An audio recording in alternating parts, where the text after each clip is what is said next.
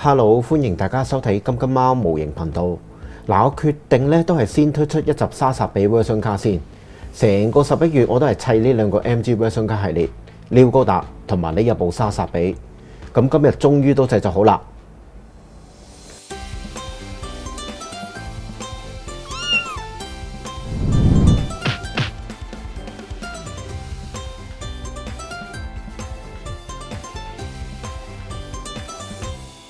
今集就係莎莎比嘅開箱、組裝過程同埋成品分享。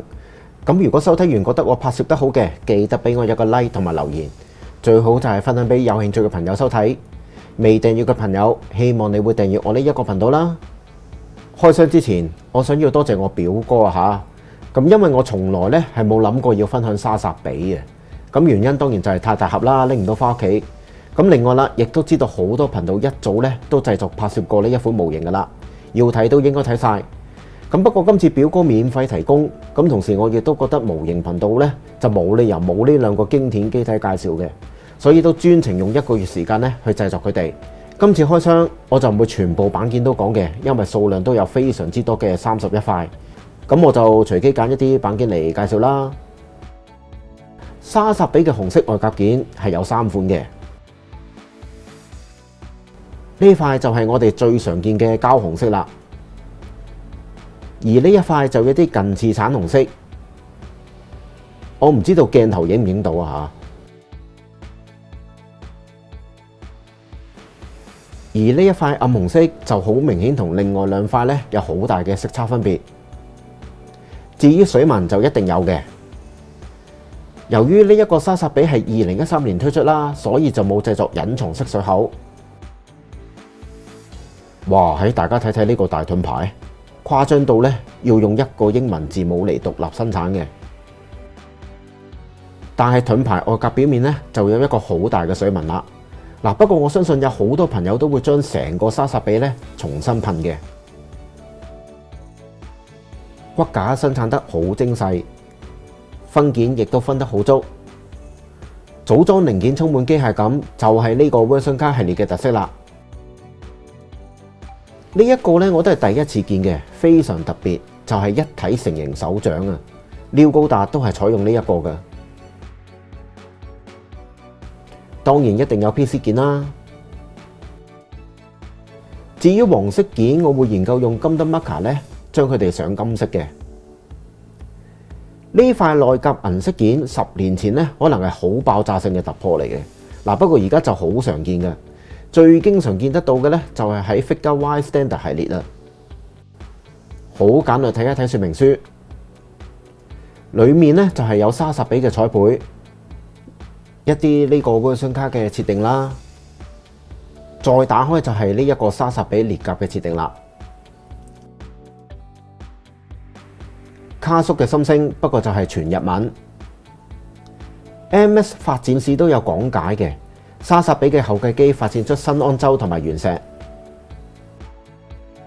咁由於佢嘅零件都比較多啦，如果你係新手就一定要睇說明書嚟砌。最後呢版當然係水貼地獄啦，咁都係嗰句中意就貼，唔中意就無視佢。開始拍攝組裝過程啦 ，Go！ 首先俾大家睇一睇冇上水貼嘅莎莎比。咁我大約用咗1個星期去砌，製作嘅方法就係簡單嘅滲線、打磨水口、拋光。咁而黃色嘅件呢，就用咗金燈 marker 黃金色手油上色嘅。咁佢成盒模型總數有幾多分件呢？希望我冇數錯啦。頭部有19件分件，身體61件分件，腰部85件分件，雙手有114件分件，雙腳150件分件，背包49件。浮油炮6個有54件，武器2支槍22件，斧同埋劍柄加特效件19件，盾牌就有16件，最後再加一個透明駕駛艙，連2個細人仔6件分件，全部總數加起嚟595件分件。咁喺一個 MG 嚟講，真係非常之多噶啦。至於上水貼，我就用咗1日時間嚟上，效果就係左手邊嘅樣。咁大家都知我應該係用咗副廠嘅水貼嘅。咁講真啦，我建議大家如果買得到相關模型嘅水貼，花多啲時間貼上去啦。除咗可以令到成個模型個外觀加上更加多嘅細節之外，仲可以訓練埋自己個耐性。成個1:100莎莎比有幾高呢？度俾大家睇睇，應該係有26cm 高。當然要將意式高達時代馬莎駕駛嘅白色對比一下啦。咁樣睇莎莎比呢，就好似一個巨無霸。今年2023年推出嘅 Version Car 20週年紀念嘅 Zeta 又點樣呢？身形都係冇得比較嘅。後背 F91 都拎過嚟度下高啦，完全呢就係一個大人同細路仔嘅分別。其實最可惡都係 Bandai，咁啊，壁庫嘢設計到 F91 呢咁細。接住落嚟就介紹下莎莎比嘅武器同埋配件。先介紹一下佢嘅盾牌，由14件分件組成。莎莎比除咗係 UC 時代最強嘅自護軍系列機體，亦都係馬莎最強，亦係最後嘅座駕。呢一個充滿住霸氣嘅盾牌，大家冇可能唔識嘅。不過始終啦，都係要上水貼先至好睇。光束步槍有2支，分別係呢一支，而呢一支威力就最勁啦。估唔到佢2支槍呢都有差唔多22件分件，分件係相當多嘅。咁大家可以留意我嘅組裝過程。MG 系列有一個好處，就算零件採用左右夾呢，中間嘅縫 Bandai 好多時候呢都會造成一條坑俾大家，咁令到武器個外觀變得合理好多。不過零件表面嘅水紋，特別係灰色同埋黑色，就算你輕輕喺零件表面打磨，都唔會消失。我知道會有好多朋友都會將2支槍選擇重噴成槍鐵色嘅，但係我就磨下件、拋下光、滲埋線就算數啦。因為成個莎莎比模型都有相當嘅重量，咁我拍攝嘅呢一刻揾唔到一個支架可以好安全咁穩固佢嘅，咁所以都擺唔到太多嘅 pose 俾大家睇。咁希望各位朋友可以見諒下啦。不過莎莎比就咁樣企喺度，其實都已經好有型噶啦。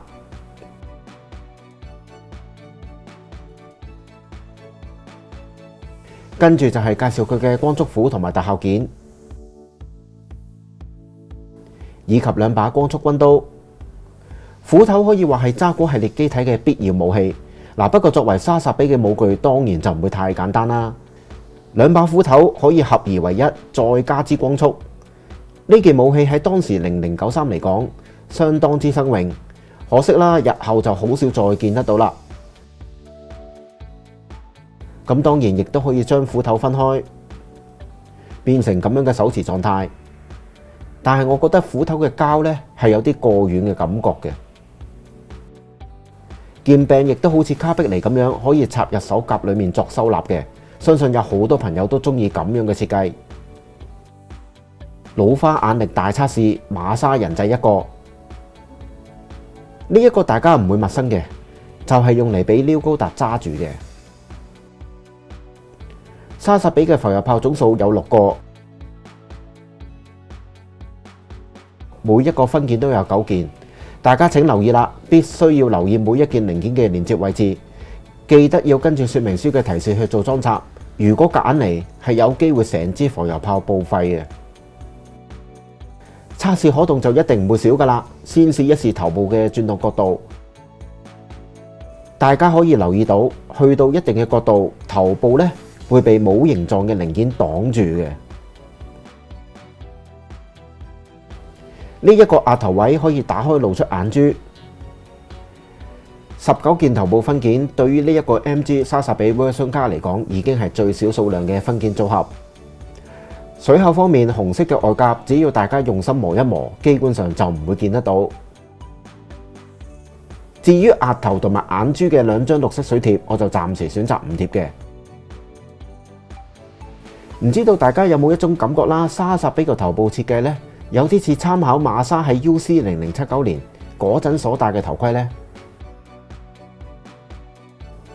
成個砌好喺側邊睇，大家覺得似唔似啊？身體嘅扭動角度其實唔係好多，最多都係咁樣，我就唔再扭啦。呢一個位可以微微打開，露出入面嘅銀色外甲。身體嘅分件並唔係佔成盒模型嘅最多比例，但係都有61件，大家可以睇睇，慢慢感受一下。我估有好多朋友，如果係中意高達嘅，特別好似我呢一啲年紀或者更加年長，都一定睇過1988年喺日本上映嘅《馬沙之反擊》。嗱，呢套劇場版得一集嘅啫，絕對可以話係經典之中嘅經典。咁我建議年紀比較細嘅朋友都一定要花時間去重溫一下。呢部有2個鐘嘅作品。如果當年冇呢一部作品，相信就冇今日嘅水星的魔女，又或者之前嘅00系列、Barbie、Steel 等系列噶啦。嗱，不過都有好多朋友到咗而家都係覺得高達其實嚟到 UC0093年，即係阿寶同埋馬沙最後呢一戰，成個 UC 系列亦都跟隨佢哋2人嘅恩怨而結束。之後嘅 F91同埋 V 高達動畫人氣都唔係咁好，甚至可以用慘淡嚟形容啊！咁直到去到2009年啦，日升公佈將小說系列嘅高達 UC 動畫化，即係大家熟知嘅獨角獸啊，先至帶動成個 UC 咧再一次起死回生。咁由2010年一直紅到今時今日。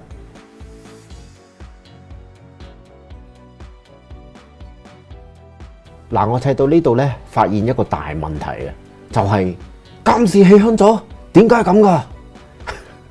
咁我決定咧用以下方法去解決。嗱，首先咧將頭部掹起，再將呢個位拆開，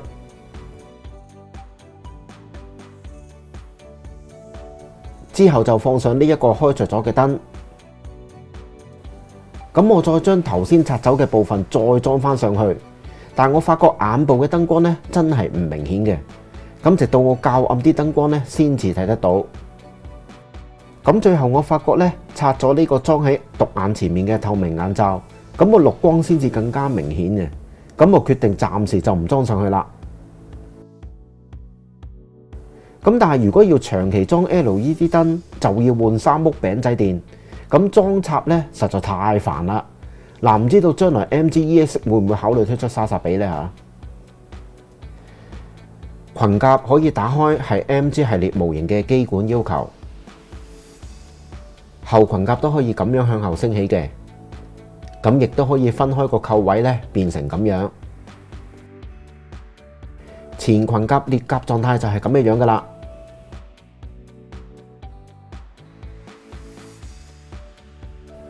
側裙甲咧，建議大家掹落嚟，輕輕力一掹變成咁樣。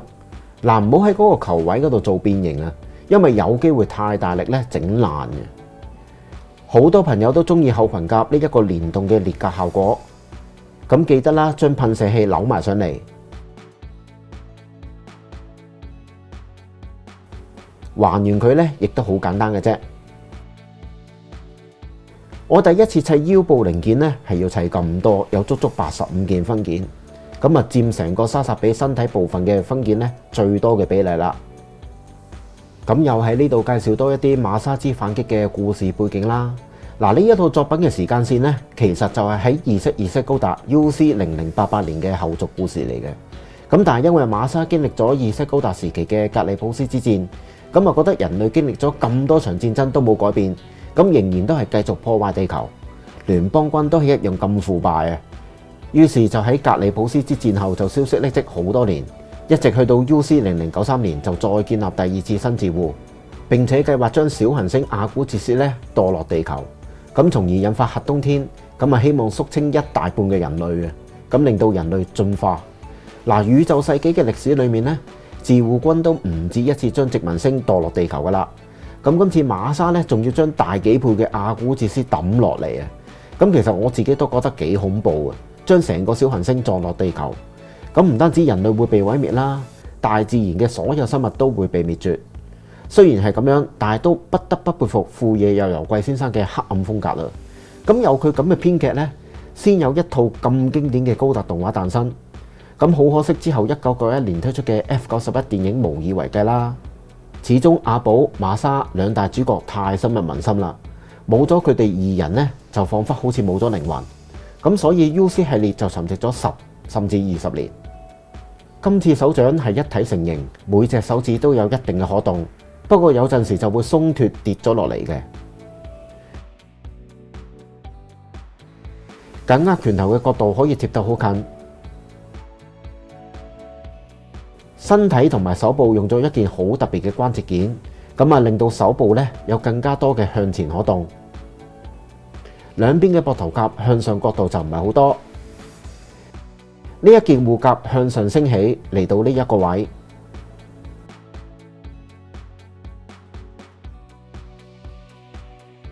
成隻手就可以打橫舉高嚟到呢度啦。大家而家見到就係手部嘅分件，用喺膊頭甲嘅保色貼紙有啲透明嘅質感，應該就唔容易巢嘅。另外自己再保色就由大家自己去決定啦。咁我就冇砌過近年推出嘅 R 字版莎莎比啦。R 字嘅手部分件好多時候都係採用一體成型嘅，咁就唔會好似呢一個 M 字版分得咁多，同埋呢係冇製作裂甲嘅分件嘅。咁有朋友對我表示過啦，好唔中意 Bandai 近年將好多高達模型嘅設計呢出得太多裂甲嘅效果啊，咁令到成個機體呢變得唔似原先嘅設定。咁我自己個睇法就係 Bandai 除咗想吸光我哋呢一代人嘅錢之外呢，咁佢都想設法去吸引年輕嘅一代呢去注意呢一啲舊時代嘅機噶嘛。咁如果推出一個 version 卡冇多啲特別玩意，咁我相信就未必能夠有足夠嘅吸引力去引起佢哋嘅注意啦。咁始終我覺得商業策略，佢推出一件產品出嚟，覺得啱自己口味嘅咪買咯，真係完全接受唔到嘅，又唔好去否定人。就好似半年前推出嘅 Zeta version 卡咁樣啦，到咗而家呢，都仍然有朋友講話要等到200蚊樓下先至買嘅。其實模型玩具買翻嚟都係自己嘅，都係想開心一下啫，何必仲要同人比較呢？就好似呢個莎莎比 version 卡，分件多之餘又砌得開心，玩高達模型最重要應該就係咁樣啫嘛。手部嘅裂甲做得相當出色，容易裝插之餘，最重要就係唔會容易跌件啊！所以有好多朋友都會以裂甲神物嚟形容呢一個莎莎比 version 卡嘅。腳部嘅可動，我以下跪嚟做展示，可以睇得到平衡力非常之高，擺出呢個姿勢完全唔難。呢一個腰部關節位可以做到向前向後嘅移動，咁令到大髀咧可以做得出前後腳嘅效果。咁另外亦令到成個腳部咧有更加多嘅轉動空間，腳底都冇偷懶嘅，機械結構亦都有好多，不過有啲位咧可能要靠啲指甲先至掹得到出嚟啦。成個腳掌嘅活動空間我自己就滿意嘅。我都想講一講砌呢一個 version 卡嘅感受，咁先俾大家睇一睇腳部嘅分件啦。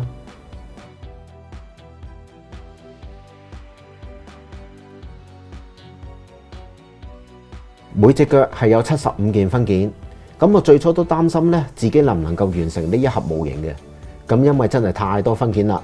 不過好彩最後都做得到。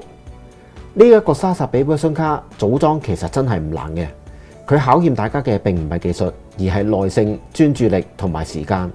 如果想買俾12歲以下小朋友玩嘅，呢一盒莎莎比我係絕對唔建議嘅，除非長期坐喺佢旁邊一齊砌啦，唔係嘅話對於小朋友嚟講真係好困難噶。咁由於我要拍攝組裝過程，要一次過剪起每一部分零件，然後用個袋咧將佢哋分好，就唔係一邊剪一邊砌嘅，因為我覺得咧係好嘥時間嘅，所以我係好驚唔見零件，仲要擔心咧有啲零件個樣咧實在太似，會唔會砌錯呢？嗱，成個莎莎比嘅組裝過程我係好享受嘅，完全唔會話想半途而廢。咁至於上水貼，我真係大約1日就搞掂噶啦。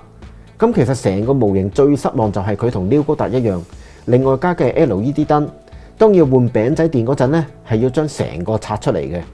仲有一點就係 Bandai 推出嘅綠色 LED 燈，我係足足等咗半年咧都係買唔到，所以咧就只好用副廠啦。